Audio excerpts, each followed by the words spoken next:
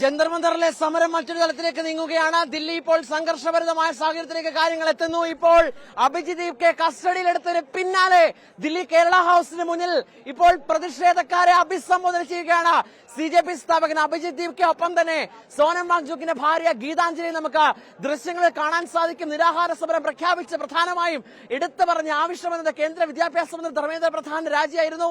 കുറേയധികം ദിവസങ്ങളായി നിരാഹാര സമരം ഇരുന്നു. പിന്നാലെ അത് കോടതി വരെ നീണ്ട പോരാട്ടത്തിനൊടുവിലാണ് ഇപ്പോൾ വലിയ പ്രതിഷേധം. ഈ കോരിച്ചൊരിയുന്ന മഴ ദില്ലിയിലുണ്ടായിരുന്നു.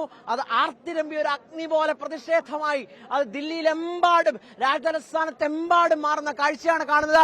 അല്പം മുമ്പാണ് ജന്തർ മന്ദറിലെ സമരപ്പന്തൽ, ഒരു മാസമായി ഉയർന്നു പൊങ്ങിയ കോക്രോച്ച് ജനതാ പാർട്ടിയുടെ സമരപ്പന്തൽ പൊളിച്ചു നീക്കിയ നടപടിയിലേക്ക് ദില്ലി പോലീസ് കടന്നത്.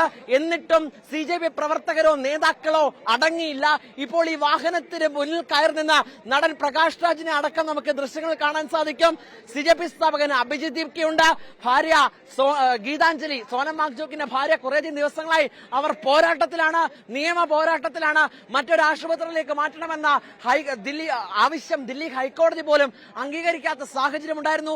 അങ്ങനെ വന്ന ഭാര്യ ഗീതാഞ്ജലി, ഒപ്പം തന്നെ CJP സ്ഥാപകൻ അഭിജിത് ദീപ്കെ അടക്കം ഇപ്പോൾ പ്രവർത്തകരെ അഭിസംബോധന ചെയ്യുന്ന ദൃശ്യങ്ങളാണ് നമ്മൾ കണ്ടുകൊണ്ടിരിക്കുന്നത്. ഒരിക്കലും മുന്നോട്ട് പോകില്ല, മുന്നോട്ട് തന്നെ പോകും. കേന്ദ്ര വിദ്യാഭ്യാസ മന്ത്രി ധർമ്മേന്ദ്ര പ്രധാൻ രാജിവെക്കുന്നതുവരെ പ്രതിഷേധവുമായി മുന്നോട്ട് പോകുമെന്ന് ഉറക്കെ പറയുകയാണ് ഇവർ. ഇപ്പോൾ നമ്മൾ ഈ ദൃശ്യങ്ങളിൽ കാണും പോലെ ധാരാളം ആളുകൾ പല ഭാഗങ്ങളിൽ നിന്നുണ്ട്.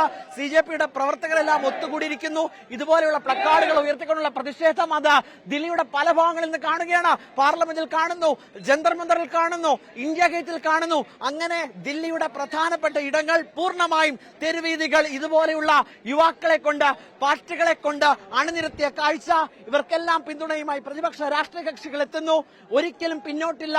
കാലാവസ്ഥ പ്രതികൂലമായാലും എന്ത് തരത്തിലുള്ള രാഷ്ട്രീയ കാലാവസ്ഥ പ്രതികൂലമായാലും മുന്നോട്ട് പോകുമെന്ന് പറഞ്ഞുകൊണ്ടേ ഇരിക്കുകയാണ്.